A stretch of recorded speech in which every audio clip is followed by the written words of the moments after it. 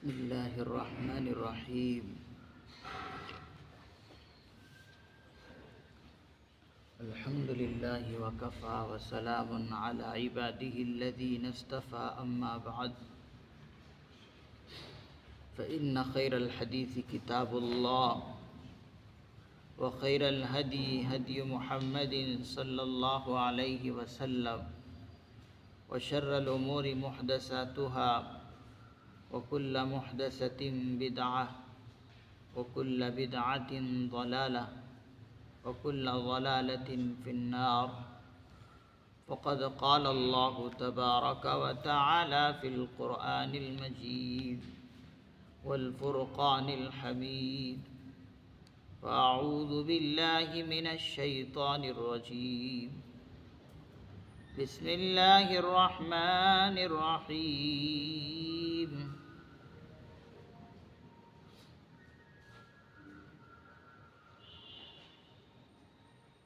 فإذا قضيتم مناسككم فاذكروا الله كذكركم آباءكم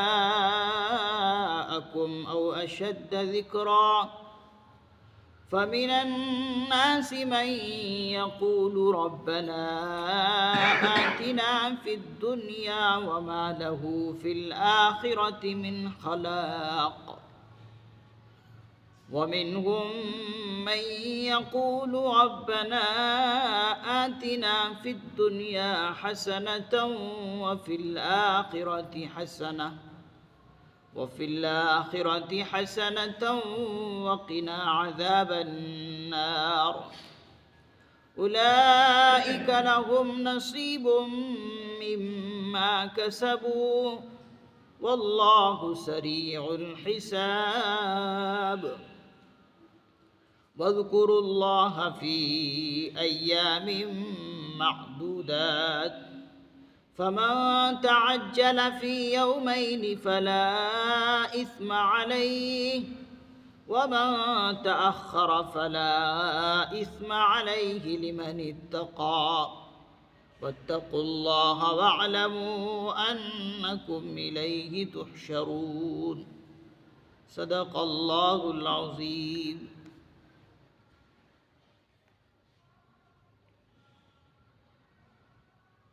فإذا قضيتم مناسككم فاذكروا الله كذكركم آباءكم أو أشد ذكرا. پس جب تم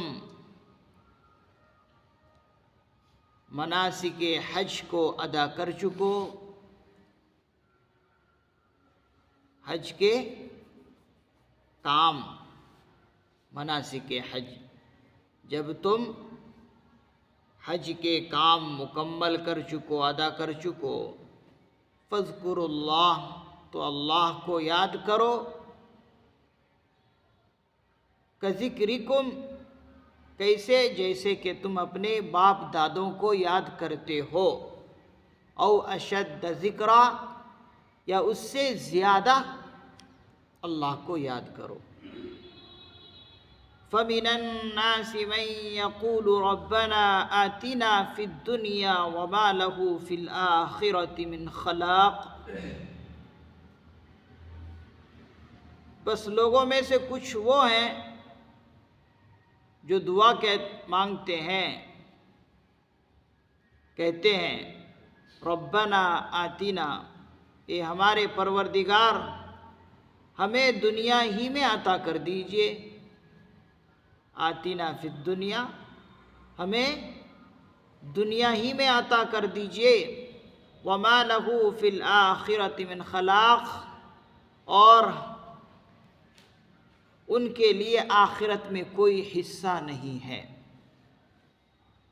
جو کہتے ہیں کہ ہمارے رب، اے ہمارے پروردگار ہمیں دنیا عطا کر دیجئے، وما لہ فی الآخرۃ من خلاق، ان کے لیے آخرت میں کوئی حصہ نہیں ہے.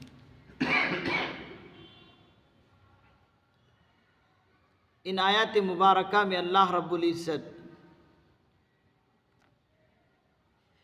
حج کے مضمون کو بیان کر رہے ہیں، اور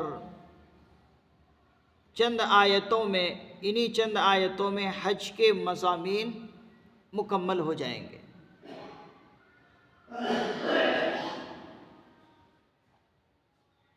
یہاں پر اللہ رب العزت نے ارشاد فرمایا کہ جب تم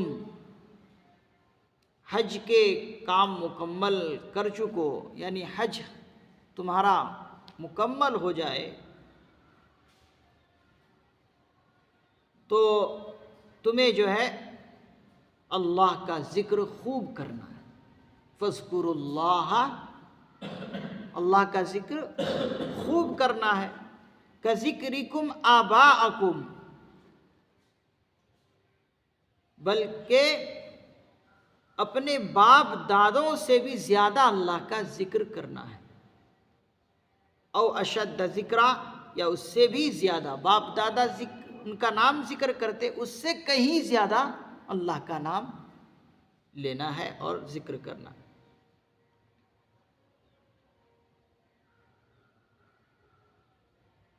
یہاں پر اللہ رب العزت نے ارشاد فرمایا کہ اپنے باپ دادوں کا ذکر جس طریقے سے تم کرتے ہو اسی طریقے سے کرنا ہے۔ زمانۂ جاہلیت کے اندر عرب کے لوگ کیا کرتے تھے، جب حج کو مکمل کر لیتے تو منا کے مقام میں عرب کے لوگ جاہلانہ رسم اس طرح سے وہاں کرتے کہ مشاعرے کی مجلسیں لگا لیتے۔ مشاعرہ جانتے ہیں کہ شعر و شاعری کی محفل لگانا، اس کو مشاعرہ کہتے ہیں۔ عشق اور محبت کی باتیں مشاعروں میں یہ ہوتا ہے۔ تو جاہلانہ رسم منا کے اندر یہ ہوتا تھا زمانۂ جاہلیت میں۔ اللہ تعالیٰ زمانۂ جاہلیت ہی کی اصلاح کے لیے ان آیات میں ان کا ذکر ہے کہ وہ لوگ جب مکمل کر لیتے حج کو تو منا کے مقام میں محفلیں سجا لیتے، اور خصوصی طور پر مشاعرے کی محفل اور مجلسیں سجا لیتے، اور اس میں باپ دادوں کا نام خوب ذکر کرتے۔ اللہ کا نام تو بہت کم، باپ دادوں کا نام وہ بھی فخریہ انداز میں ذکر کرتے۔ ان کے باپ دادا کیسے رہے، کس طرح سے انہوں زندگی گزارے، ان کا جو ہے ذکر کیا جاتا تھا۔ تو فخریہ طور پر وہ لوگ اس رسم کو ادا کرتے۔ تو اللہ تعالیٰ نے یہاں پر ذکر فرمایا کہ اپنے باپ دادوں کا نام اور ان کے تذکرہ کرنے کے بجائے اب اللہ رب العزت کا تذکرہ کرو، اللہ رب العزت کے لیے محفلیں لگاؤ۔ جو تم مشاعرے کی محفلیں لگاتے ہو اور تفریحات اور دعوتوں کی مجلسیں لگاتے ہو، یہ لگانے کے بجائے اللہ کا ذکر اس میں تم خوب کرو، اور اس طرح اللہ کا ذکر کرو جس طریقے سے اپنے باپ دادوں کو ذکر کرتے ہو۔ حضرات مفسرین نظام نے فرمایا کہ جب بچہ بچپنے کی زندگی گزارتا ہے، بچپن کی زندگی جب بچہ گزارتا ہے تو سب سے زیادہ بچے کا کام کیا ہوتا ہے، اور سب سے زیادہ جملہ اس کی زبان پر کیا ہوتا ہے؟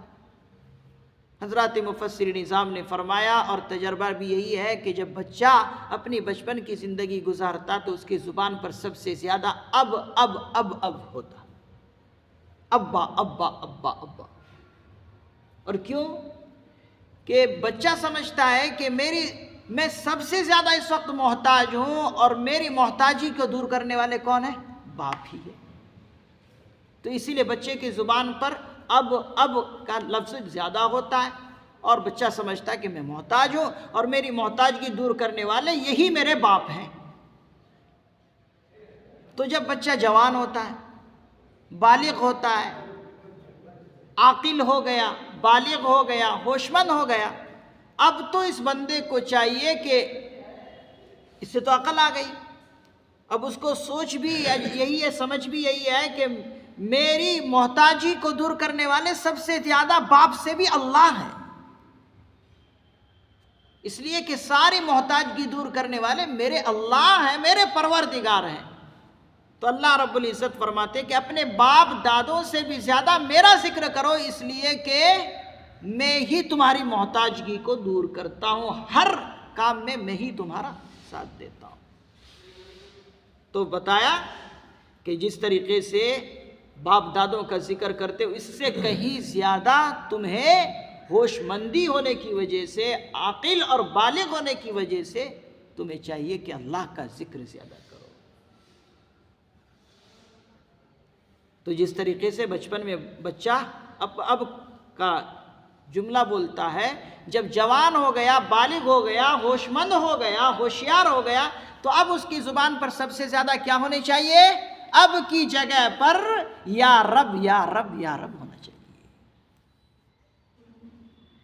تو یہاں سے جاہلانہ اس رسم کو اللہ نے دور کیا اور فرمایا کہ ایسے رسم بد کو ختم کرو اور اللہ کو زیادہ سے زیادہ ذکر کرو، اللہ کو یاد کرو۔ فَمِنَ النَّاسِ مَن يَقُولُ رَبَّنَا آتِنَا فِي الدُّنْيَا وَمَا لَهُ فِي الْآخِرَةِ مِنْ خَلَاقٍ۔ اور اس آیت کے ٹکڑے میں بتایا کہ وہ اگر کبھی یاد بھی کرتے اللہ رب العزت کو، زمانے جاہلیت میں لوگ اگر یاد بھی کرتے تو کس طرح یاد کرتے معلوم؟ اللہ رب العزت فرماتے ہیں کہ کچھ لوگ وہ ہیں کہ جب یاد بھی اللہ کو کرتے تو کہتے کیا ہیں؟ مانگتے اللہ سے کیا کہتے ہیں؟ ربنا آتینا فی الدنیا، اے ہمارے پروردگار ہمیں دنیا عطا کر دیجئے، ہمیں دنیا عطا کر دیجئے۔ یعنی ان کو دنیا ہی چاہیے، جب مانگنا بھی اگر ہے تو وہ اللہ سے کیا مانگتے ہیں؟ دنیا مانگتے ہیں، یعنی اپنے اغراض و مقاصد دنیاوی جو ہیں وہی مانگتے ہیں۔ ان کا مقصد حج کرنے کا یہاں پر معلوم ہو گیا کہ ان کا مقصد حج جو ہے اللہ کو راضی کرنا نہیں ہے، بلکہ کیا کرنا ہے؟ دنیا مانگنا ہے۔ اغراض و مقاصد دنیا کے جو ہیں وہ ان کو پورے ہوئے۔ اگر مانگ بھی لے اللہ سے تو اس قسم کی بےہودگی کی وجہ سے، بےہودگی کے ساتھ مانگتے ہیں کہ دنیا مانگتے ہیں، آخرت ان کے نام سامنے کوئی چیز نہیں۔ تو گویا کہ انہوں نے دنیا کو ہی قبلہ اور کعبہ بنا لیا، ان کفار و مشرکین اور اہل عرب زمانے جاہلیت کے، کہ مانگے بھی تو دنیا ہی مانگے۔ ایسے لوگوں کے بارے میں اللہ رب العزت ارشاد فرماتے ہیں وَمَا لَهُ فِي الْآخِرَةِ مِنْ خَلَاقٍ، ایسے لوگوں کے لیے آخرت میں کوئی حصہ نہیں ہے۔ جب یہ دنیا مانگ رہے ہیں تو ہم دنیا ان کو دے دیں گے، لیکن آخرت میں ان کا کوئی حصہ ہم نہیں دیں گے، اس لیے کہ ان کا آخرت نگاہ میں ہے ہی نہیں۔ یہاں پر زمانے جاہلیت کے لوگوں کی تو اصلاح کی بات اللہ نے کی ہی ہے، ساتھ ہی ساتھ ان مسلمانوں کے لیے بھی تنبیہ ہے کہ جو حج کرتے ہیں اللہ کو راضی کرنے کے لیے نہیں بلکہ واہ واہ کرنے کے لیے۔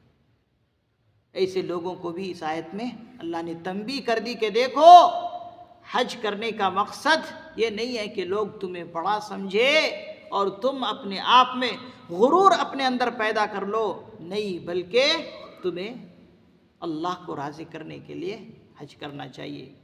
ایسے نہیں کہ جیسے زمانہ جاہلیت کے لوگ حج کرتے تھے کہ وہاں پر بس فضولیات میں، لغو باتوں میں اپنا وقت ختم کر رہے ہیں مینا کے اندر، ایسا نہیں کرنا چاہیے۔ تو خصوصی طور پر زمانے جاہلیت کے لوگوں کا اس آیت میں ذکر فرمایا۔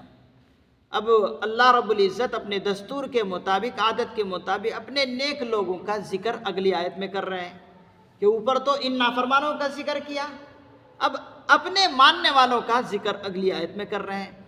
اسی کو فرمایا وَمِنْهُمْ مَنْ يَقُولُ رَبَّنَا آتِنَا فِي الدُّنْيَا حَسَنَةً، اور انہی میں سے کچھ لوگ وہ ہیں جو کہتے ہیں، من یقول، جو کہتے ہیں یا جو مانگتے ہیں، ربنا، کیا کہہ کر، اے ہمارے پروردگار، آتنا فی الدنیا حسنہ، ہمیں دنیا میں بھی حسنہ عطا فرما، وفی الآخرۃ حسنہ، اور آخرت میں بھی بہتری عطا فرما، وقنا عذاب النار، اور ہمیں عذاب دوزخ سے بچا لیجیے۔ یہ کن لوگوں کی بات ہے؟ یہ ان لوگوں کی بات ہے جو اللہ کے برگزیدہ بندے ہیں، جو نیک لوگ ہیں، ایمان والے ہیں، سچے اور پکے مومن ہے۔ یہ اللہ سے کیا مانگتے ہیں؟ مانگتے بھی ہیں تو دونوں جگہ کی کامیابی، دنیا کی بھی کامیابی اور آخرت کی بھی کامیابی۔ کہتے ہیں ہمارے پروردگار ہمیں دنیا میں بھی بہتری عطا فرما۔ دنیا میں بہتری، حسنہ سے مراد کیا ہے؟ حضرات مفسر نظام نے فرمایا دنیا کی حسنہ یہ ہے کہ انسان کو صحت مل جائے، تندرستی مل جائے، بہترین اولاد مل جائے، اور بہترین حلال روزی مل جائے،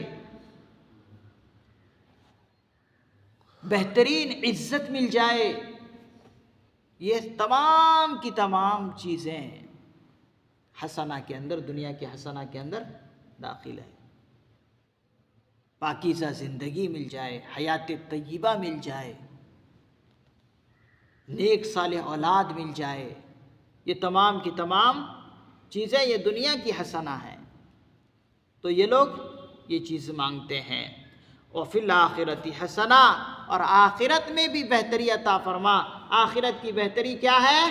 حضرات مفسر نظام نے لکھا آخرت کی بہتری بہشت ہے۔ آخرت کی بہتری کیا ہے؟ جنت ہے۔ آخرت کی بہتری کیا ہے؟ اللہ کا دیدار کا نصیب ہو جانا۔ یہ تمام کی تمام چیزیں آخرت کی بہتری ہے۔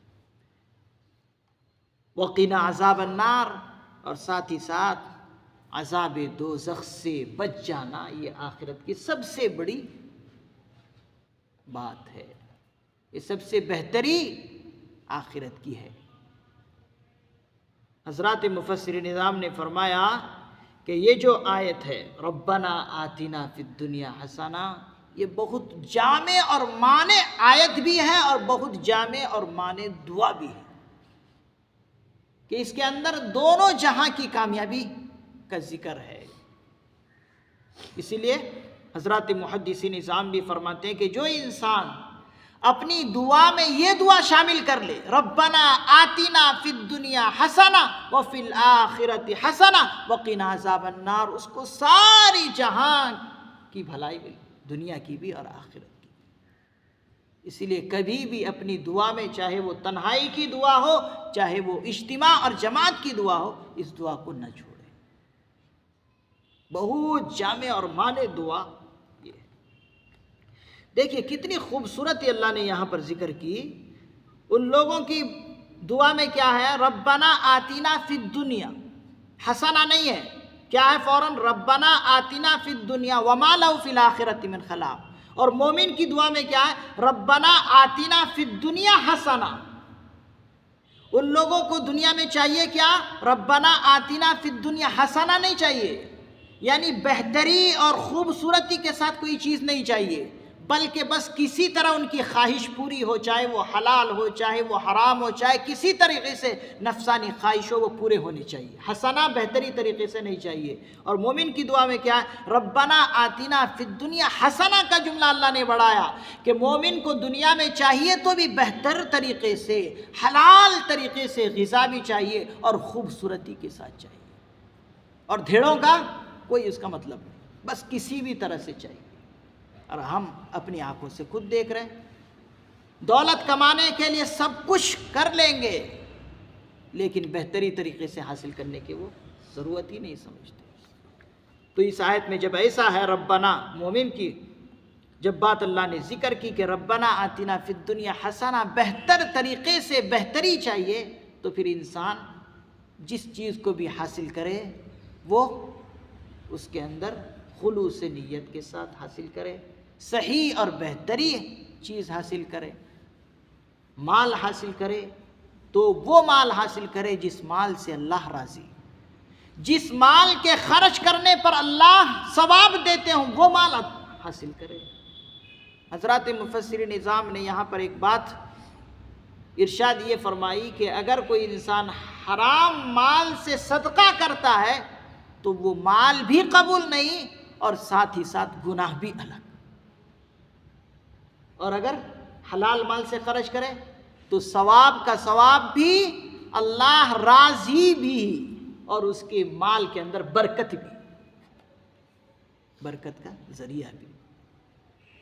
تو اسی لیے انسان اس کا خیال رکھے۔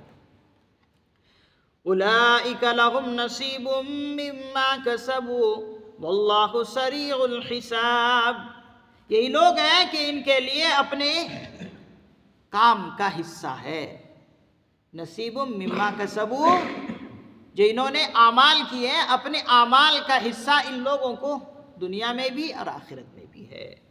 واللہ سریع الحساب، اور اللہ تعالیٰ بہت جلد حساب لینے والے ہیں۔ اللہ کی ذات کیا ہے؟ بہت جلد حساب لینے والے ہیں، یعنی قیامت بھی بہت جلد آنے والی ہے، اور اللہ کو انسان کے شروع سے لے کر اخیر تک اور ابتدائی زمانے سے لے کر قیامت تک کے سارے انسانوں کا حساب لینے کے لیے کسی آلات کی ضرورت نہیں، کسی سامان کی ضرورت نہیں کہ یہ سامان، یہ مشین ہو تو اس کا حساب اس طرح ہوگا۔ اللہ کو ان تمام چیزوں کی ضرورت نہیں، منٹوں میں، سیکنڈ میں اللہ تعالیٰ حساب لینے والی ذات ہے۔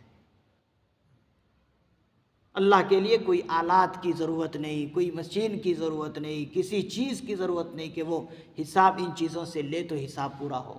اللہ کو ان چیزوں کی کوئی ضرورت نہیں ہے، سریع الحساب، وہ جلد حساب لینے والے ہیں۔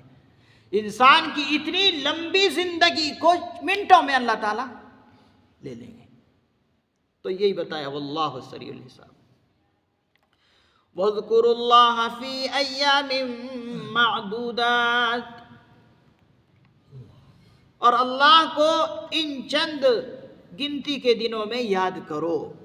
وَاذْكُرُوا اللَّهَ فِي أَيَّامٍ مَّعْدُودَاتٍ، اللہ کو ان گنتی کے چند دنوں میں یاد کرو۔ فَمَن تَعَجَّلَ فِي يَوْمَيْنِ فَلَا إِثْمَ عَلَيْهِ، پس جو شخص جلدی چلا جائے یا واپس آ جائے فی یومین، 2 دن میں، فلا اسم علیہ، تو اس پر کوئی گناہ نہیں، کوئی حرج نہیں۔ وما تأخر فلا اسم علیہ، اور جو شخص تاخیر سے واپس لوٹے تو اس پر بھی کوئی گناہ نہیں۔ لمن اتقا، کس کے لیے؟ ان لوگوں کے لیے جو اللہ سے ڈرتے ہو۔ واتقوا اللہ، اور کہا اللہ سے ڈرتے ہوئے زندگی گزارو، جس طریقے سے اب ڈرتے ہوئے زندگی گزارے اور بھی اپنی زندگی کو ڈرتے ہوئے اللہ سے گزارو۔ وَاعْلَمُوا، اور جان لو، انکم الیہ تحشرون، کہ تم سب کو اسی کی طرف واپس لوٹنا ہے۔ یہ خیال میں رکھو۔ وَاذْكُرُوا اللَّهَ فِي أَيَّامٍ مَّعْدُودَاتٍ، کیا فرما رہے ہیں کہ ان گنتی کے چند دنوں میں اللہ کو یاد کرو۔ کیا مطلب؟ حضرات مفسرین نظام نے اس آیت کا یہ مضمون ذکر فرمایا کہ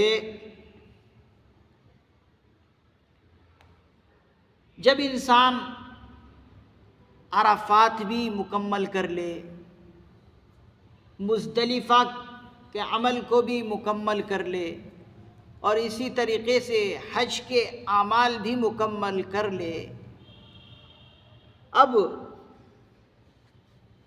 جمرات میں جو رہنا ہے، ہر جمرے پر جو رمی جمار کرنا ہے، کنکریاں مارنا ہے، وہاں پر انسان چاہے 2 دن رہ کر واپس لوٹ جائے تو کوئی گناہ نہیں، چاہے 2 دن کے بعد تیسرے دن یعنی 13ویں تاریخ کو واپس لوٹے، 13ویں ذی الحجہ کو واپس لوٹے، تب بھی کوئی گناہ نہیں۔ زمانے جاہلیت میں ایسا تھا کہ جب انسان حج کے اعمال مکمل کر لیتے، عرفات بھی کر لیتے، مزدلفہ بھی مکمل ہو جاتا، اسی طریقے سے قربانی بھی مکمل کر لیتے، تو جمرات پر جہاں پر کنکریاں مارنے ہوتے ہیں، کنکریاں مارنے پڑتے ہیں، تو وہاں پر آدمی 2 دن رہ کر یعنی عید کر کے 10 ذی الحجہ کو عید الاضحیٰ کی نماز ادا کر لی حاجی، اب اس کے بعد جمرات میں 2 دن رہ کر واپس لوٹنا چاہے تو وہ واپس لوٹ سکتے ہیں۔ لیکن کچھ لوگ کیا کہتے تھے کہ نہیں، 2 دن رہ کر نہیں بلکہ 3 دن رہ کر عید کی نماز ادا کر کے 13ویں تاریخ کو لوٹنا واجب ہے، ضروری ہے۔ 13ویں تاریخ یعنی 13ویں ذی الحجہ کو ہی واپس لوٹے، 11 کو 12 کو نہیں لوٹ سکتا۔ تو اللہ تعالیٰ نے فرمایا کہ نہیں، حج مکمل ہو گیا، قربانی بھی کر لی، عرفات بھی، مزدلفہ بھی سب ہو چکے، اب 2 دن جمرات میں رہو، کنکریاں مارو، 12ویں تاریخ کو اگر واپس لوٹنا چاہے تو آرام سے واپس لوٹ سکتے۔ اور اگر کوئی، تو لوگ کیا کہتے تھے اگر 12ویں تاریخ کو لوٹے تو گناہ ہوگا، تو اللہ تعالیٰ فرما رہے ہیں کہ نہیں، فلا اسم علیہ، اب 2 دن جمرات میں رہے، اس کے بعد لوٹ جائے 12ویں تاریخ کو، فلا اسم علیہ، کوئی گناہ نہیں۔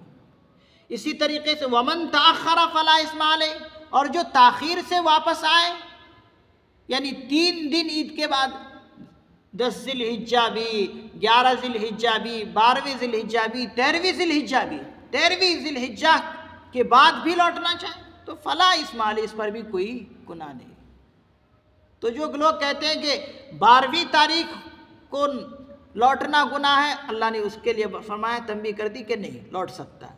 اور جو کہتے ہیں کہ 13ویں تاریخ تک ہی رہنا ہے، اس کے لیے فرمایا کہ نہیں، 12ویں تاریخ سے پہلے آ سکتے ہیں 12ویں تاریخ کو، اور 13ویں تاریخ کو، اس کے بعد بھی آنا چاہے تو آ سکتے ہیں، واپس لوٹ سکتے ہیں۔ لمن اتقا، اس شخص کے لیے جو اللہ تعالیٰ سے ڈرے۔ واتقوا اللہ، اور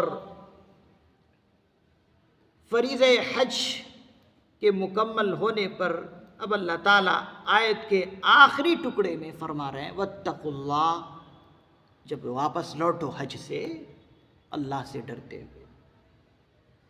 جس طریقے سے حج کے اعمال کرنے میں تم اللہ تعالیٰ سے ڈرتے ہوئے حج کے اعمال کیے، حج کو مکمل کیا، ایک ایک گناہ سے بچتے رہے، ناخن کاٹنا منع تھا، احرام کی حالت میں آپ ناخن سے بچ کے رہے، ناخن نہیں لگائے، ناخن پر آپ نے ہاتھ نہیں لگایا، بال کاٹنا منع تھا، احرام کی حالت میں بال کاٹنے سے رکے رہے، وہاں کے ہرے بھرے گھاس کو اکھاڑنا منع تھا، بچتے رہے، یہاں تک کہ بری جانوروں کو مارنا منع تھا کہ کسی جانور پر وہاں آپ ہاتھ نہیں لگا سکتے، شکار نہیں کر سکتے، منع تھا۔ حج کے دنوں میں جس طریقے سے اللہ سے ڈرتے ہوئے حج کے اعمال کیے، اب جب حج سے لوٹ رہے ہو تو اب تو تم گناہوں سے پاک ہو گئے، اب حج کرنے کے بعد کی جو زندگی اب وہاں کی ہے گھر کی، وہ زندگی بھی تمہارے اللہ سے ڈرتے ہوئے گزارنی چاہیے، اللہ سے ڈرتے ہوئے گزرنی چاہیے۔ کیوں؟ اس لیے کہ جب حج کر کے تم آ رہے ہو تو اب تو تم حضور کی بشارت کے مطابق ایسے ہو گئے جیسے ابھی ابھی ماں کے پیٹ سے پیدا ہوئے، اب جب جاؤ گے بھی تو انہی چیزوں کو خیال رکھنا، اللہ کے ایک ایک حکم کو توڑنے سے بچتے رہنا۔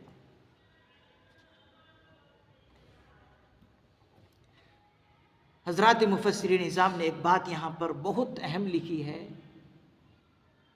کہ انسان کے حج کے قبول ہونے کی نشانی یہ ہے کہ جس طریقے سے حج میں وہ گناہوں سے بچتا تھا، حج کرنے کے بعد بھی گناہ سے بچتا رہا، حیات طیبہ یعنی پاکیزہ زندگی گزارنے لگ گیا، وہ اب سمجھ لو کہ وہ اس کی حج قبول ہے۔ اگر حج سے پہلے بھی اس کی زندگی بس ٹیڑھی گزر رہی تھی اور حج کے بعد بھی اب ٹیڑھی ہی گزر رہی اس کی زندگی میں کوئی چینجنگ نہیں ہے، تو پھر حضرات مفسر نظام نے فرمایا سمجھو کہ اس کا حج قبول نہیں، حج مقبول اسے نصیب، حج کا فریضہ ادا ہو گیا اس کے اوپر جو ذمہ حج تھا وہ ادا ہو گیا، لیکن حج اس کا قبول نہیں۔ نماز کا فرض ادا ہو جانا الگ ہے، نماز کی قبولیت الگ ہے۔ بھائی وضو کر کے آئے، پاک صحیح غسل کر کے آئے، نماز ادا کی، لیکن اس کا دل دلما کاروبار میں ہے، اس کا دل نماز میں نہیں ہے، وہ غلط طریقے سے نماز کو ادا کر رہا۔ مسئلہ کیا ہے؟ بھائی اس نے نماز ادا کی ہے لیکن اس سے فرض ختم ہوا، اس کی نماز قبول نہیں۔ جو طریقہ تھا نماز ادا کرنے کا اس طریقے پہ اس نے ادا نہیں۔ جیسے روزہ ہے، روزہ رکھا لیکن جھوٹ سے، غیبت سے، چغلی سے، گالم گلوچ سے بچا نہیں، کرتے رہا روزے کی حالت میں بھی، تو روزہ تو اس کا فرض اس سے ادا ہو گیا روزہ رکھنے کی وجہ سے، لیکن روزے کا ثواب اسے نصیب نہیں۔ یہی چیز حج میں ہے۔ تو انسان حج کرنے کے بعد اپنی زندگی کو بالکل بہترین طریقے سے گزارنے کی کوشش کرے۔ یہ نہیں کہ بس حج کیے اب اس کے بعد جو ہے اب اپنے آپ کو بڑا سمجھ لیا، میں تو اب بڑا حاجی بن گیا۔ حضرات مفسر نظام فرماتے ہیں حج کرنے کے بعد انسان کے اندر شیطان اور بھی لگ جاتا ہے اور اس کو غرور میں داخل کر دیتا ہے، کہ غرور اپنے اندر پیدا کر، بڑا بتا کہ میں حاجی ہوں۔ تو ایسے موقع پر شیطان بہت زور لگاتا ہے اور انسان کو سنبھلنے کی ضرورت ہوتی ہے۔ اس لیے اللہ نے کہا، دیکھیے ارشاد فرمایا واتقوا اللہ، یہ جب تم نے کر لیے اب اللہ سے ڈرو، اور وَاعْلَمُوا، اور جان لو کہ اگر تم سیدھے زندگی گزار نہیں رہے، الٹی زندگی اب بھی گزارنے لگے، وَاعْلَمُوا أَنَّكُمْ إِلَيْهِ تُحْشَرُونَ، پھر جان لو کہ تم سب کو اللہ ہی کی طرف لوٹ کر جانا ہے، پھر وہاں پر جا کر حساب دے۔ تو اللہ رب العزت سے دعا ہے اللہ رب العزت ہمیں بھی فریضہ حج کو ادا کرنے کی آسانی کے ساتھ توفیق نصیب فرمائے، اور بار بار اللہ رب العزت ہمیں بھی اور پوری امت مسلمہ کو بھی ان مقامات مقدسہ کی بار بار زیارت نصیب فرمائے۔ سبحان اللہ و بحمدہ، سبحانک اللہم و بحمدک، ونشہد ان لا الہ الا انت، ونستغفرک ونتوب الیک۔ سبحان ربک رب العزت عما یصفون، وسلام علی المرسلین، والحمد للہ رب العالمین۔